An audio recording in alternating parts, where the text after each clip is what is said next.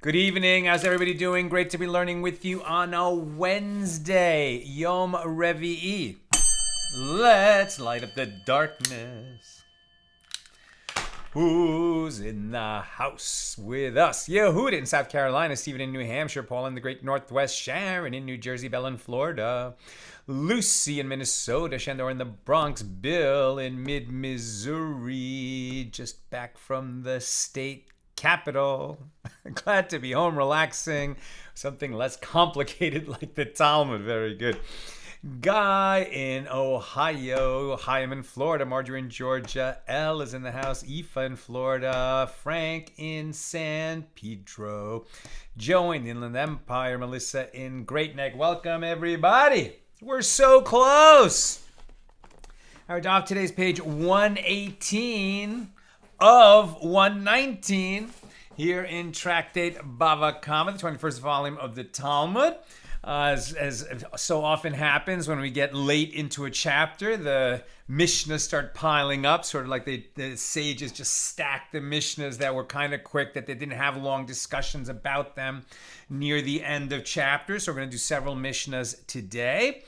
And then tomorrow, God willing, we're making a siyum, the final page of Tractate Bava Kamma, on the final day of February in this leap year. So bring a l'chaim so we can all make a toast together tomorrow.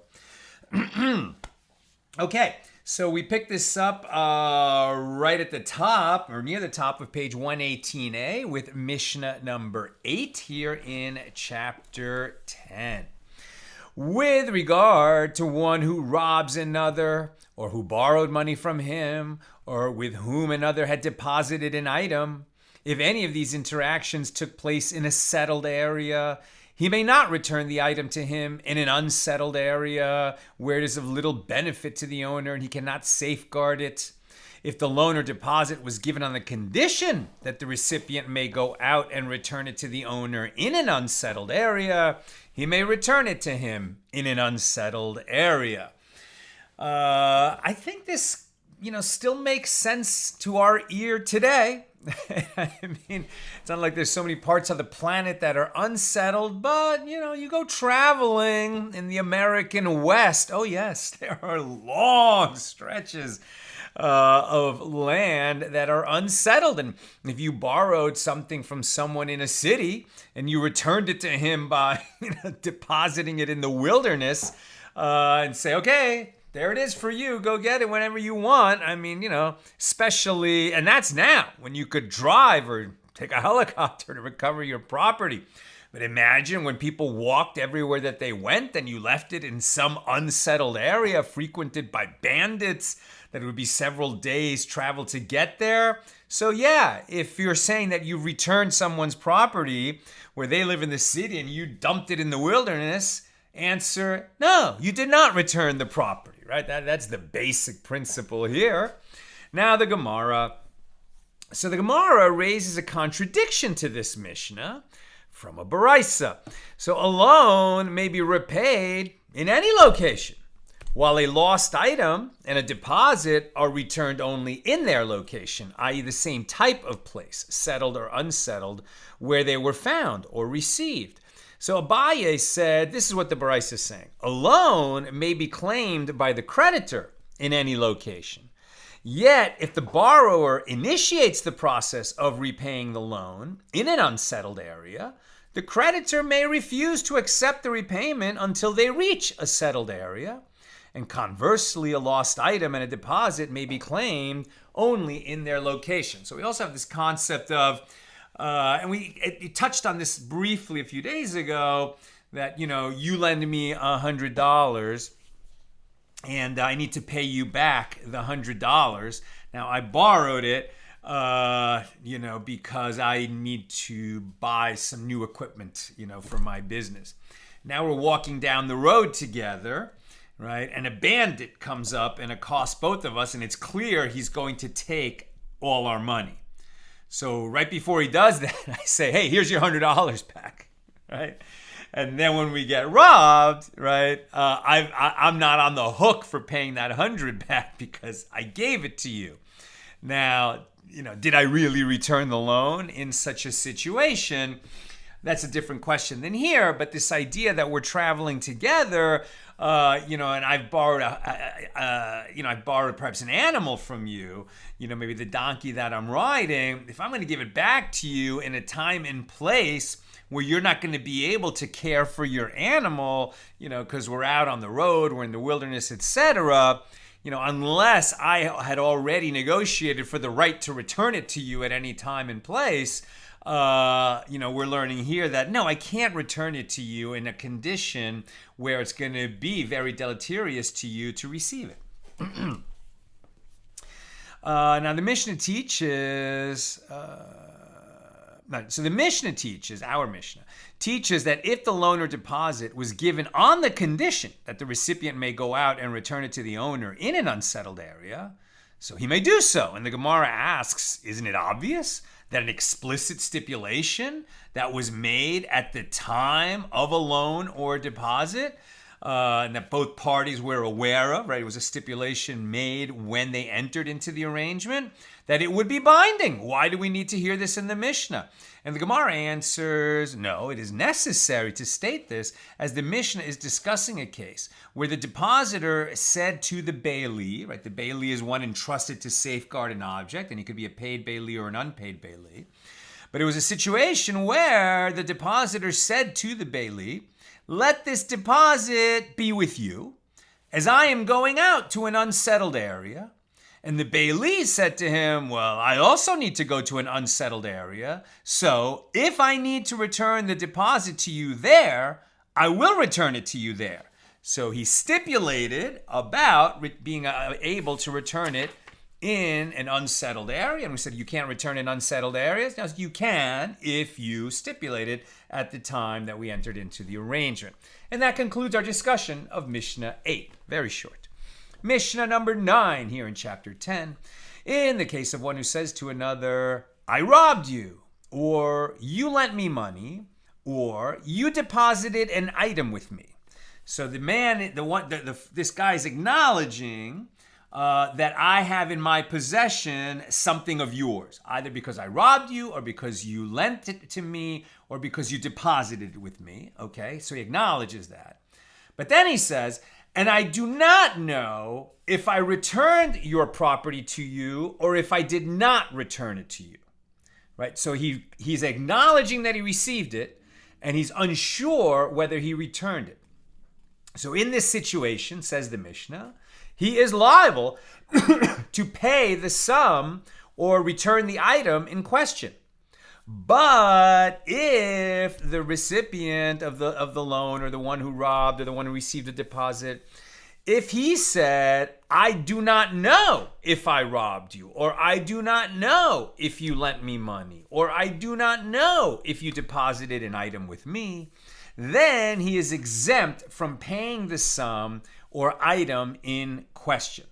Now, that's the Mishnah. Now, as we get into this discussion, it's a relatively short discussion, but again, the concept is this is in the absence of solid evidence, right? We don't have two witnesses to the deposit. We don't have two witnesses to the contract. We don't have two witnesses to whether the item was returned or not. All we have is two people that are involved, and one doesn't know anything about it, and the other one is uncertain, or one is certain and the other one is uncertain. All right, so we're dealing with when certain and uncertain claims come into conflict, or where uncertain claims come into conflict. So the Gemara says, the Gemara cites a related dispute. It was stated that if one individual says to another, I have 100 dinars in your possession, and the other one says, I don't know whether or not this is true. So Rav Huna and Rav Yehuda say that he is liable to pay the plaintiff, And Rav Nachman and Rabbi Yochanan say that he is exempt from paying. And the Gemara explains the reason for each opinion. Rav Huna and Rav Yehuda say that he is liable to pay, right? So it's you and me, and you say, Sal, I lent you $100. I remember lending you $100. You received $100 from me as a loan. And I say, I don't remember that. I'm not sure. I'm not saying it didn't happen, but I don't remember that happening. I am uncertain, right? Now, this is different than the case that we said in the Mishnah, where I started the discussion by saying either you lent me money, but I'm not sure if I returned it, or I'm not sure if you lent me money or not. Right now, you're starting the discussion by saying you lent me money, and I'm saying I'm not sure if you did or not. Right? Now, why are you saying you lent me money?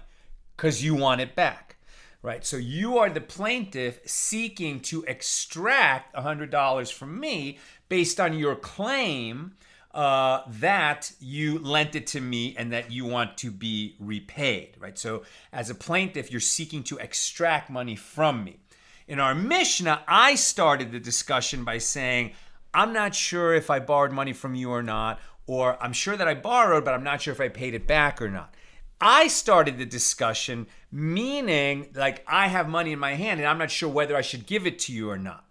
Now in the Gemara, we're starting with the discussion, which is you're sure that you lent me money and you want your money back, right? So in the Mishnah, it's I'm not sure whether I should pay you based on, and I started it.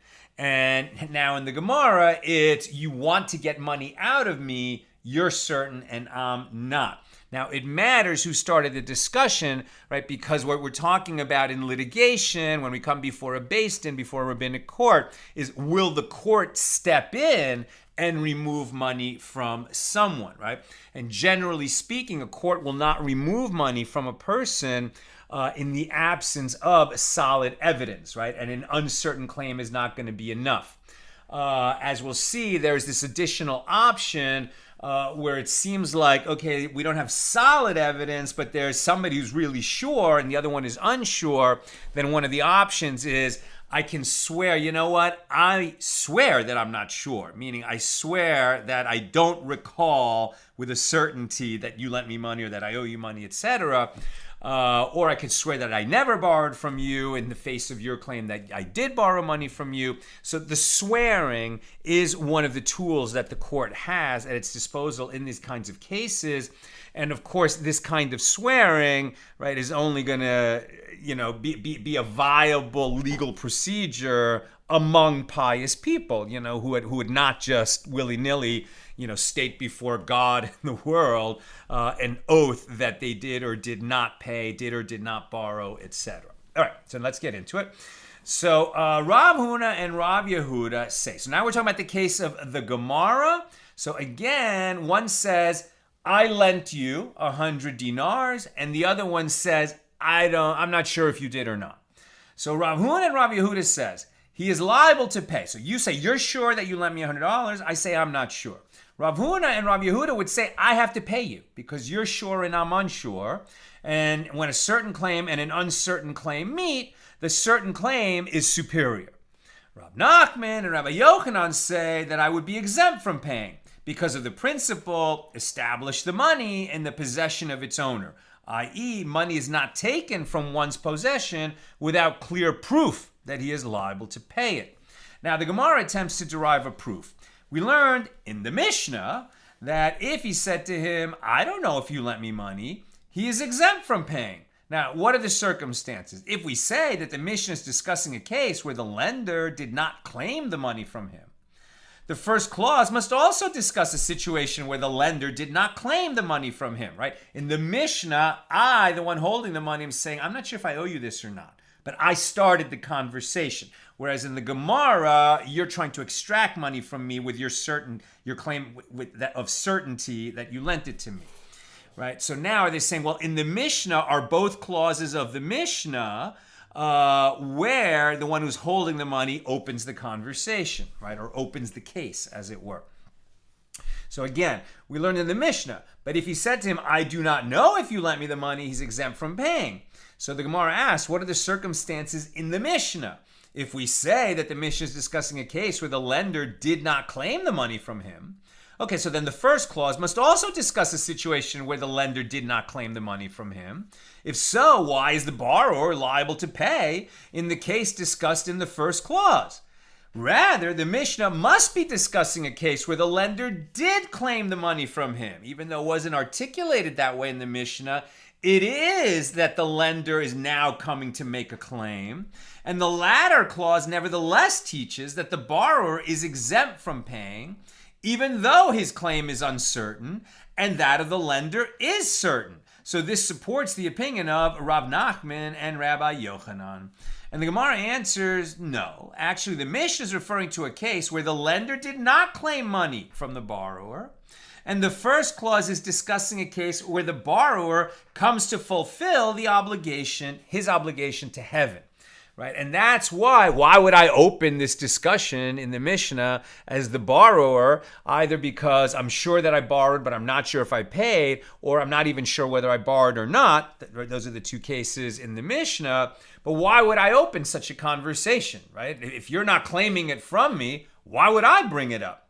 Answer, because I'm a pious person, and I want to make sure that if it's possible that I borrowed and forgot, and the one who lent forgot, but I'm still somebody who has not returned a loan, or I'm someone who robbed and forgot, and I have not made restitution, or I'm somebody who received a deposit as a bailee, and I forgot, and you forgot, and you're not claiming it from me, but I'm somebody who's still holding somebody else's property. So I want to make sure that I'm clear before heaven. Right? And that's what the Mishnah was talking about. And that's not the same as where the lender or the owner brings the case.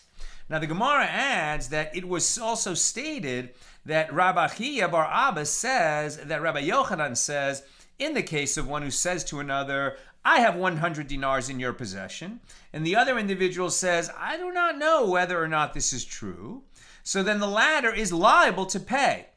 Why? Because this applies where he comes to fulfill his obligation to heaven, even though he cannot be forced to pay.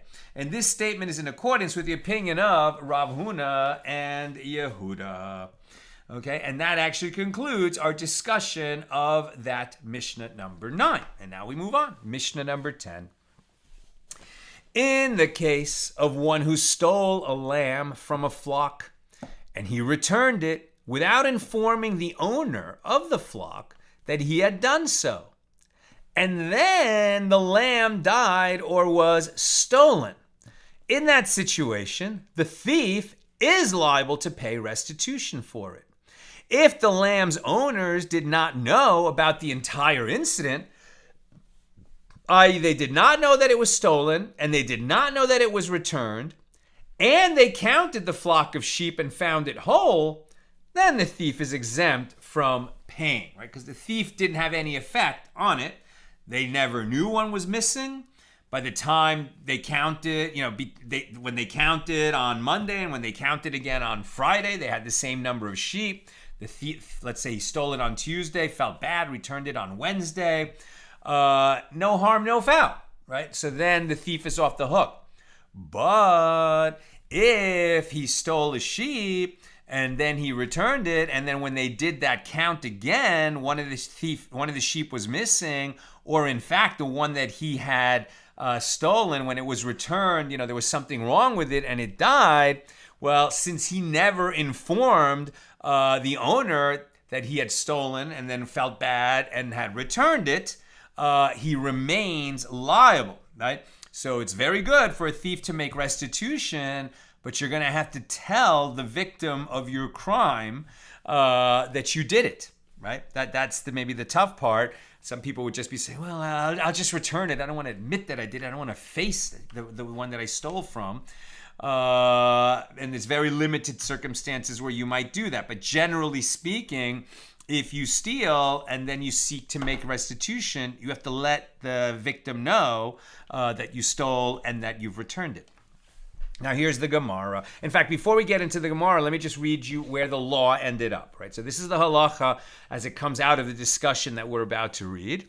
If one stole an animal and the owner was aware of the theft, and then the thief returned it without the knowledge of the owner, so the owner knew he had been robbed but didn't know it had been returned, and the animal then died or was stolen by another thief, the first thief, remains liable to compensate the owner.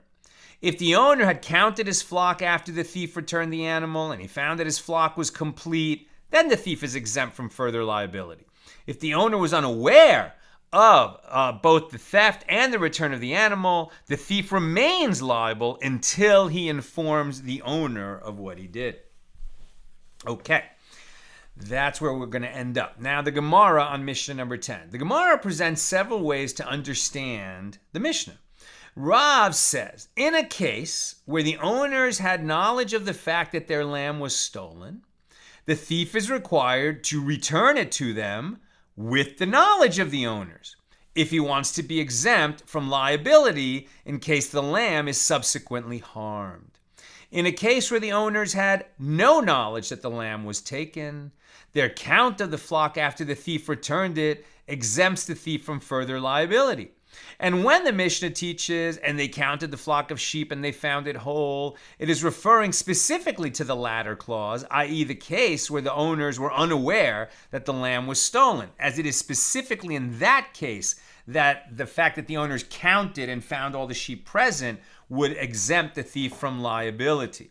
And Shmuel says, whether the owners had knowledge of the theft or whether they did not have knowledge of it, their count of the flock exempts the thief from payment if the count is whole. And when the Mishnah teaches, and they counted the flock of sheep and found it whole, the thief is exempt. This is referring to the entire Mishnah, as this exempts the thief from liability in both cases mentioned in the Mishnah, right? When the owners knew that it was stolen but didn't know it had been returned, or didn't even know it was stolen or returned.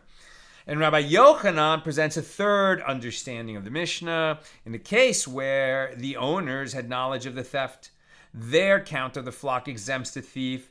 And in a case where the owners had no knowledge of the theft, even counting is not required for the thief to be exempt. And when the Mishnah teaches, and they counted the flock of sheep and found it whole, it is referring specifically to the first clause of the Mishnah, as it is particularly in that case that the count is relevant.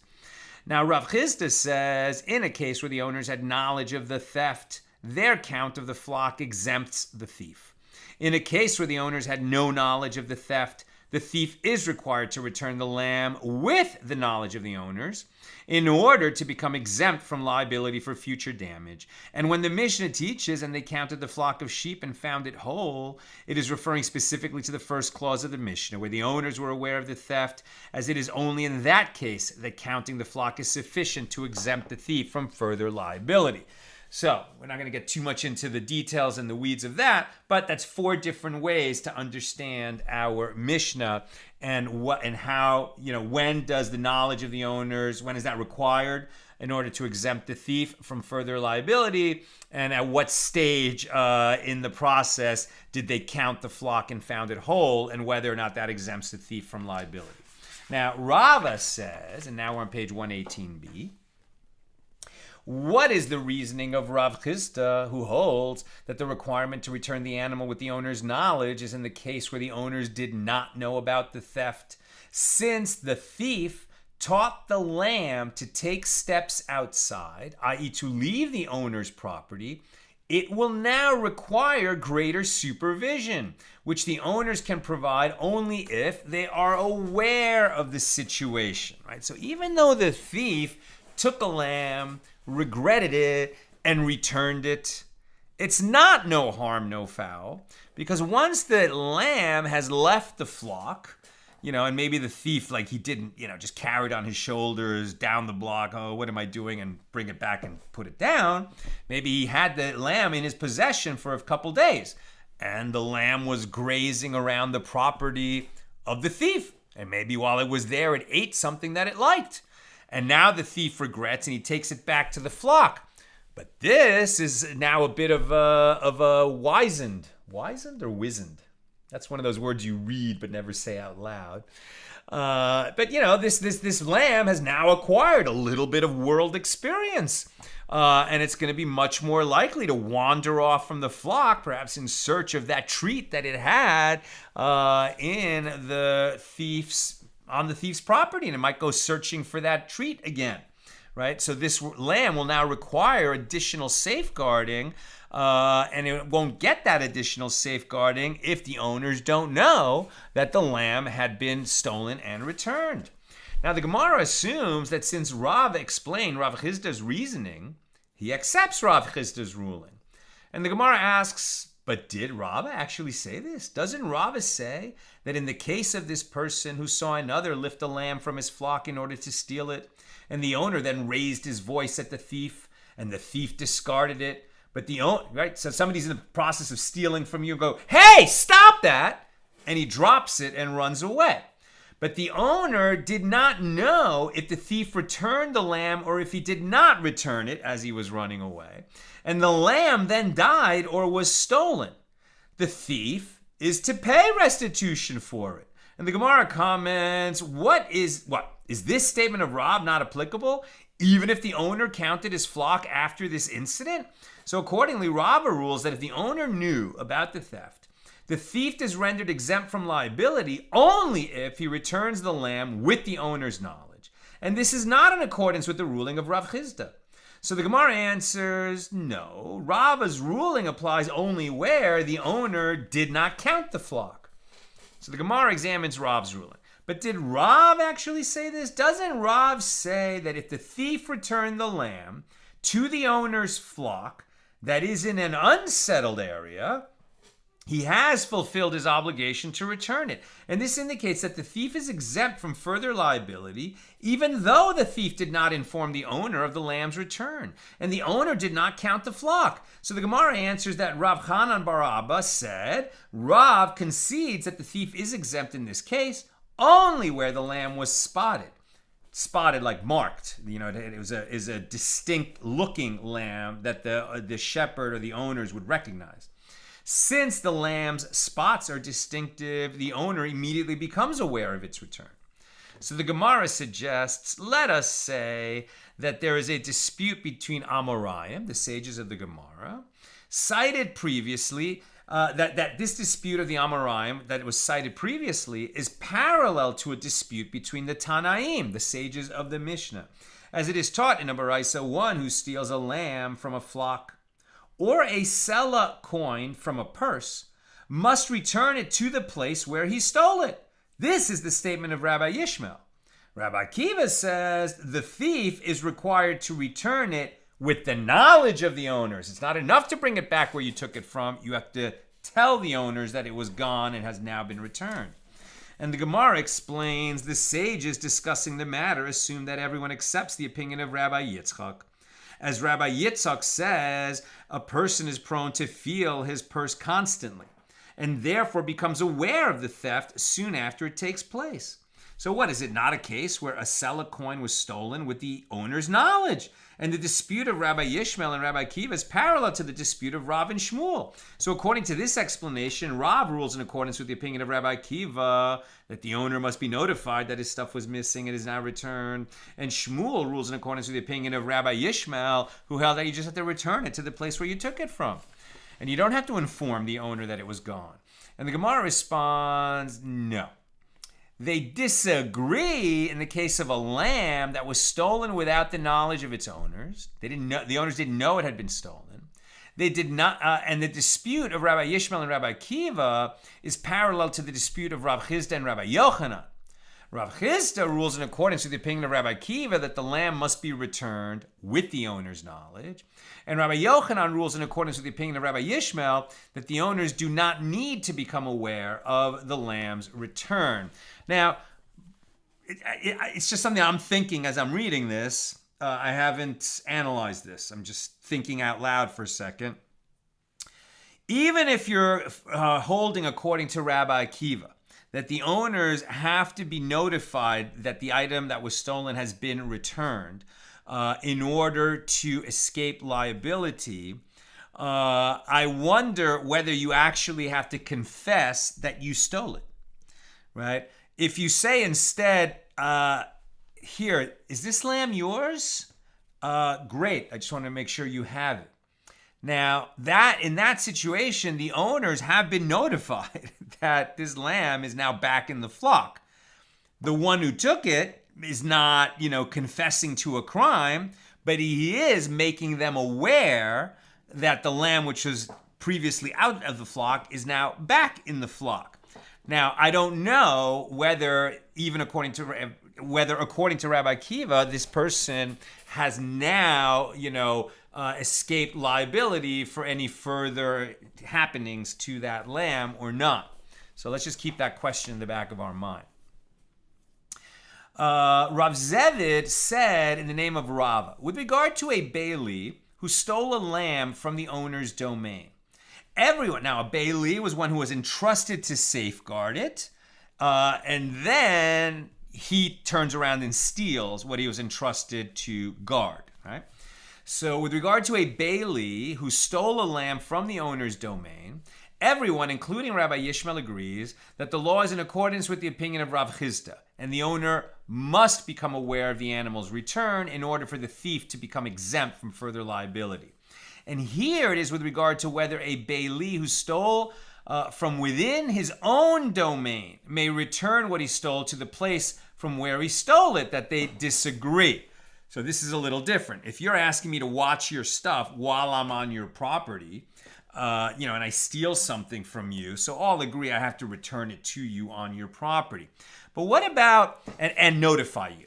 But what about if you entrusted me to watch some of your sheep on my property, right? And then then you left, right? So I was supposed to watch your sheep, make sure that nothing happens to them while they were on my property. And then I was like, you know what? I don't know if that guy's ever coming back. I'm really hungry. I'm not going to... Slaughtering would be a kind of stealing also. Or maybe I sell it. Or maybe I use it, to pay off someone, like to give a gift to somebody that I want to impress, whatever. I'm stealing it from you because that was definitely not an authorized use when you asked me to guard your sheep on my property. But then I regret it. And, what I took of yours while it was on my property, I return, let's say to that pen where I'm guarding your sheep on my property. So do you need to know that I went through this, mental process of stealing from you and then returning it to you, where the whole time you just thought that your sheep were safe on my property and I was watching it? Do I need to notify you that I did that? That's what's being asked right here. Hold on. Right, and here it is with regard to whether a bailee who stole from within his own domain may return what he stole to the place from where he stole it, that they disagree. Rabbi Akiva holds his safeguarding was terminated when he stole the lamb, and he must therefore return it with the owner's knowledge. And Rabbi Yishmael holds his safeguarding was not terminated, and he may return it to his own domain. So Rabbi Akiva would say, yeah, since I went through this, since I kind of stole it from you while I was guarding it, and then I changed my mind, well, when I stole it from you, my agency that you appointed me to watch your stuff was terminated, because I violated it, obviously. And now, if I want to return it to you, I have to let you know, yeah, I stole it from you and I'm giving it back. But Rabbi Yishmael would say, I took it from myself when I was acting as your agent, and then I returned it. So, vis-a-vis you, did anything really change? No, so I've completed the job, according to Rabbi Yishmael. Now, the Gemara suggests, let us say, with regard to the dispute over whether the owner's counting of his flock in between these events exempts a thief who returned a stolen lamb without notifying the owner, that this also is a dispute between Tanaim, as it is taught in a baraisa with regard to one who robbed another and then included the money that he owed him for the robbery in the calculation of the payment for a different transaction, i.e. he compensated the owner by overpaying him for a different transaction. It is taught in one baraisa he has fulfilled his obligation to pay, and it is taught in another baraisa he has not fulfilled his obligation to pay. So this is a little bit more like what I was talking about before, when I return what's yours to you, but I don't admit that I committed a crime by taking it, and I'm now, making good on the crime that I committed. Rather, I just find some other way to get it back to you. Right, and so that is the subject of a dispute between the Tanaim, right? So if I took some money from you, and then I feel bad and I want to give it back to you, but I'm too embarrassed to admit that I stole it from you, so I just, find a way to give you that money, for example, by overpaying in a different transaction. So at the end of the day, you're whole, right? You did not lose any money. What I took, I gave back, but I never admitted to you that I took it. Have I satisfied my obligation to you? Right? So there's a dispute about this question. So the sages discussing the matter assumed that everyone accepts the statement of Rabbi Yitzchak. As Rabbi Yitzchak says, a person is prone to feel his purse constantly, and therefore he becomes aware that he has been compensated soon after the payment is made. People know how much money they have. I don't know if that's true. I think a lot of people don't know exactly how much money they have in their pocket. And they're always pleasantly surprised and happy to be pleasantly surprised when they thought, I have a little more than I thought. Great. And they're not going to think more about it. But here it says that all the sages agree that most people know how much money they have, especially in the ancient world where, you weren't constantly dealing with money, and the money you were dealing with was, coins in a purse. You might have a much clearer idea of what you own and what you don't.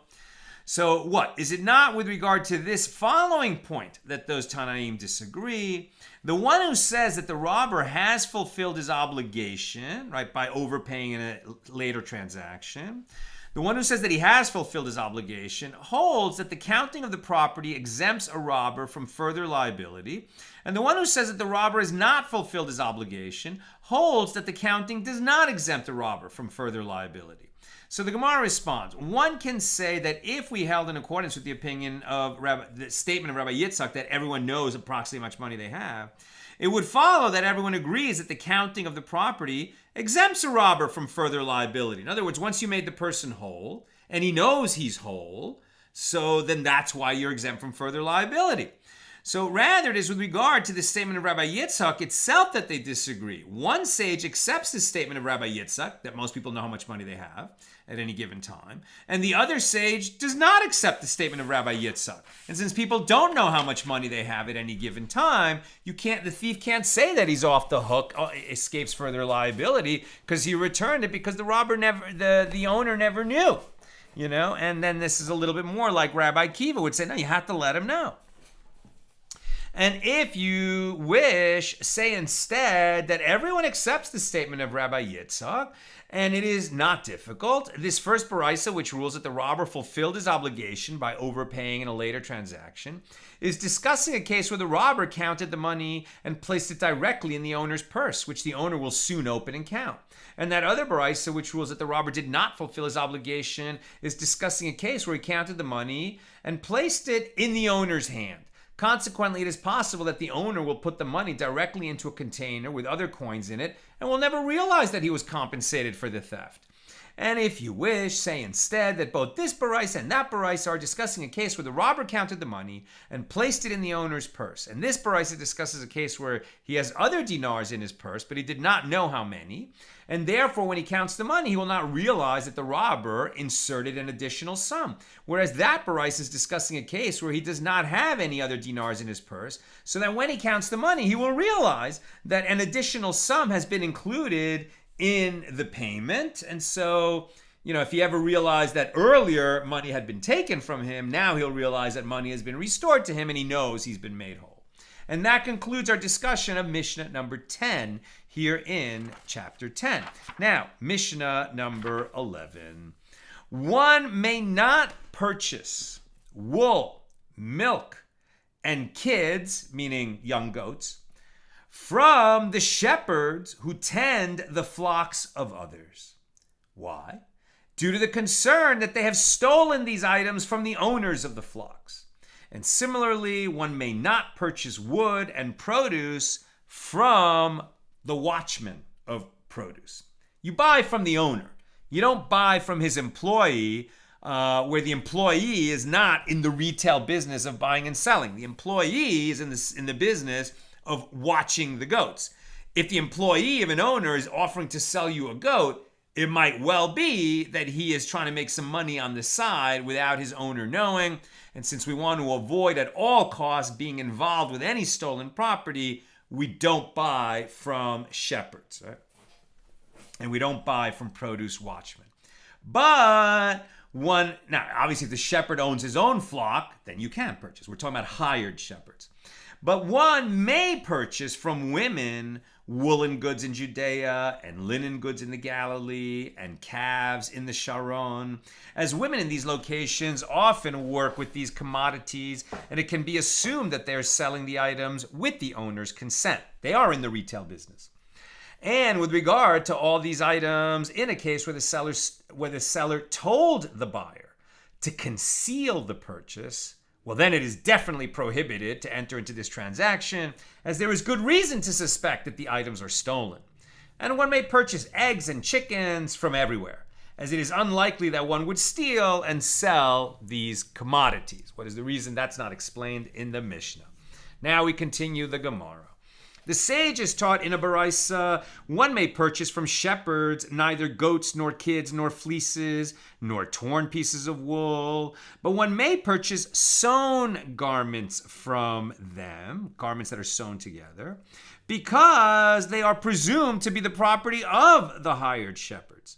And one may purchase milk and cheese from them in an unsettled area, but not in a settled area. And one may purchase from them 4 or 5 sheep, or 4 or 5 fleeces at a time, because it is unlikely that a shepherd would risk stealing such a significant quantity at once. But one may not purchase 2 sheep. And similarly, one may not purchase 2 fleeces at a time, as it is reasonable to assume that the shepherd would attempt to steal this amount from the owner. And the baraisa continues, Rabbi Yehuda says, one may purchase domesticated animals from them, as it is unlikely that the shepherds would steal them from their owner, who would notice if they did not return home. And conversely, one may not purchase desert, meaning non-domesticated animals from them, as it is more likely that a shepherd would steal those animals. And the principle of the matter is that with regard to anything that the shepherd sells, and the owner would perceive its absence if it were stolen, one may purchase it from them. But if the owner would not notice its absence, then one may not purchase it from these hired shepherds. And the Gemara examines the baraisa. The master said that one may purchase from them 4 or 5 sheep or 4 or 5 fleeces at a time. And now that it can be said that we buy 4 sheep, as it is unlikely that the shepherd would steal such a large quantity at one time, is it necessary to state that we may buy 5? Why does it say 4 or 5? Why didn't it just say 4? And the Gemara answers that Rav Chisda said the meaning of the baraisa is that one may purchase 4 sheep out of a flock consisting of 5 sheep, as it is reasonable to assume that the shepherd would not attempt to steal 4/5 of the owner's flock. And there are those who say that Rav Chisda said as follows: 4 sheep may be purchased from the shepherd of a small flock, and 5 may be purchased from the shepherd of a large flock. Again, the question is, would the owner of the flock notice this number of animals were missing? If he would notice, then the shepherd would not be so brazen as to steal them. If the owner wouldn't notice, then we have to be concerned that the shepherd might do that. So the Gemara asks another question with regard to the baraisa. This matter itself is difficult. As you said in the baraisa, one may purchase from them 4 or 5 sheep or 4 or 5 fleeces at a time, which indicates that purchasing 4 or 5, yes, it is permitted, but purchasing 3, no, it is prohibited. And say the latter clause, but one may not purchase 2 sheep. And this indicates that we may purchase 3 sheep at a time. Why do we go from 4 to 2 and skip 3? So what about 3? Can we purchase 3 or can we not purchase 3? So the Gemara answers that this is not difficult. This clause, which permits the purchase of 3 sheep, is discussing a case where the sheep are robust, and therefore the owner is more attentive to them and would notice if 3 were missing. Conversely, that clause which prohibits the purchase of 3 sheep is discussing a case where the sheep are frail, and consequently the owner does not care about them as much, and it is possible that he would not notice if only 3 of them went missing. And the Baraisa teaches that Rabbi Yehuda says one may purchase domesticated animals from them, but one may not purchase desert animals from them. And a dilemma was raised before the sages. Is the statement of Rabbi Yehuda referring to the first clause, and his statement is therefore a stringency? Or perhaps it is referring to the latter clause, and his statement is a leniency? Is it that you can purchase or you can't? And the Gemara elaborates it is referring to the first clause, and his statement is therefore a stringency, as he would be saying one may purchase 4 or 5 sheep from them, and this statement applies only to domesticated animals, but with regard to desert animals, even 4 or 5 sheep may not be purchased. Or perhaps it is referring to the latter clause of our Mishnah, and it is a leniency, as he would be saying, but one may not purchase 2 sheep, and similarly one may not purchase 2 fleeces, and this statement applies only to desert animals, but with regard to domesticated animals, one may purchase even 2 animals. And the Gemara presents an answer, coming here, a resolution to the dilemma, as it is taught in Baraisa, that Rabbi Yehuda says one may purchase domesticated animals from them, but one may not purchase desert animals from them, but one may always purchase 4 or 5 sheep from them. And from the fact that he stated that 4 or 5 animals may always be purchased, conclude from it that Rabbi Yehuda's statement is referring to the latter clause, and his statement is a leniency. And the Gemara affirms, conclude from it that Rabbi Yehuda intended his statement as a leniency. We're on page 119a. We're going to go forward just a little bit because we're making a siyum tomorrow, and we want to have some time tomorrow so that we can make a l'chaim and maybe recall some of the interesting stuff that we learned over the course of this tractate. So just going forward a little bit further, but I will be ending soon, so questions or comments, you can get them in. The Mishnah teaches, and similarly, one may not purchase wood and produce from produce watchmen, again, because the watchman might be stealing it from the owner. And the Gemara relates that Rav purchased grapevine branches from a sharecropper. So Abaye said to him, but didn't we learn the Mishnah? And similarly, one may not purchase wood and produce from the watchman of produce. The same law should apply with regard to a sharecropper, who, like a watchman, is not the owner of the produce. And Rav said to him, this statement applies only with regard to a watchman, as he has no share at all in the land itself. He's just getting paid to watch it. But with regard to a sharecropper, who does have a share in the produce, he is selling merchandise from his own share of the land. Since it is plausible that the sharecropper is selling his own property, it is permitted to buy from him. And the Gemara cites a Baraisa which discusses purchasing items from watchmen. The sages taught, with regard to produce watchmen, one may purchase produce from them when they are sitting and selling the produce, and the baskets are before them, and the scales are before them. As in these circumstances, it is reasonable to assume that they are not selling stolen merchandise. But in all cases where they said to the buyer, conceal your purchase, then it is prohibited to purchase from them, as there is good reason to suspect that the merchandise is stolen. And the Baraisa adds, one may purchase from a watchman from the entrance of the garden, but not from the back of the garden, because if the produce is being sold inconspicuously, there is a concern that it might be stolen. And having discussed the law pertaining to suspected theft, the Gemara proceeds to examine the law pertaining to purchasing items from a known robber. It was stated with regard to a robber, from when is it permitted to purchase items from him? And Rav said it is prohibited until the majority of his possessions are from his own property, i.e. property that he is known to have obtained legally. And Shmuel says it is permitted to purchase items from a known robber, even if only a minority of his possessions are from his own property. And the Gemara notes that Rav Yehuda instructed Ada, his attendant, in accordance with the statement of the one who says, it is permitted to purchase items from a known robber, even if only a minority of his possessions are from his own property, in accordance with the opinion of Shmuel. Now, with regard to the property of I guess where you have strong reason to believe that what you're purchasing comes from that portion of the known robber's property that is known to be his. I hope that's what he's saying.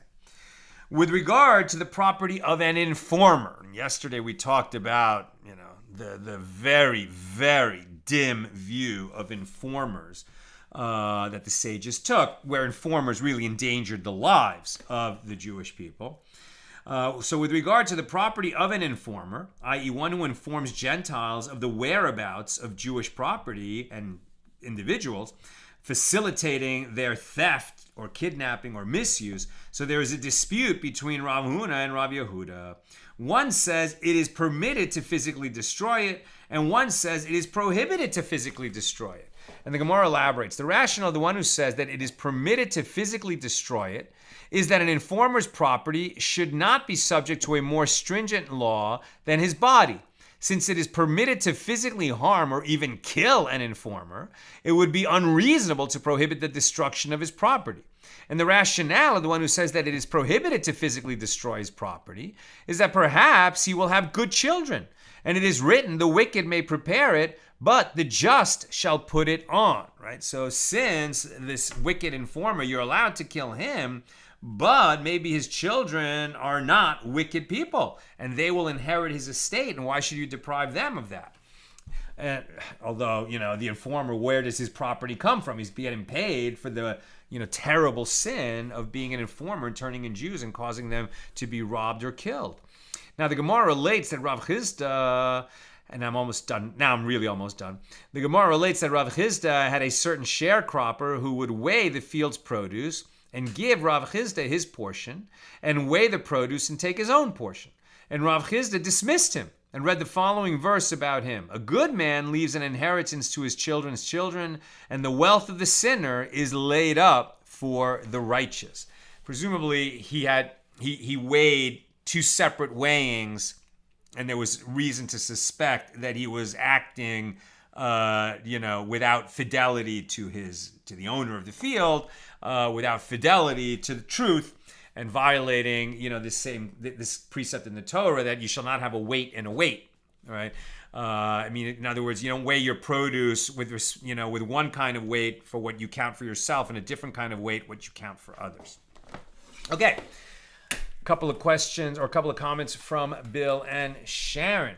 In the vein of the unsettled parts of the world, particularly here in the U.S., while bandits may not presently be such an issue, those parts of the western states are notorious for being patchworks of state-owned, federal-owned, and private land, and returning someone's property out there's good odds that you're gifting them a legal jurisdiction headache too. So there you go, in terms of if you stole from someone or if you borrowed from someone in a settled area, you have to return it to him in the same kind of area, not in an unsettled area.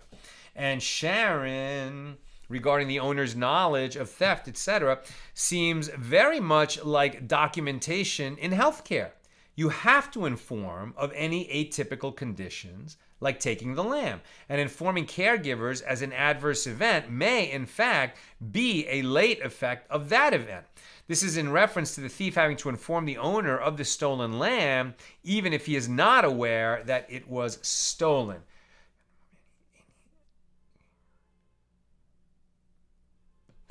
Right, so you have to keep your caregivers and your insurers, notified, right, of what's going on with you. Caregivers, because they would change their care plan for you, right? And insurers, because that could definitely change your rates. And if you don't report that adverse event to your doctor, could really rebound on you and your health, and to your insurer, that can be a kind of fraud. So, definitely fraught with difficulty.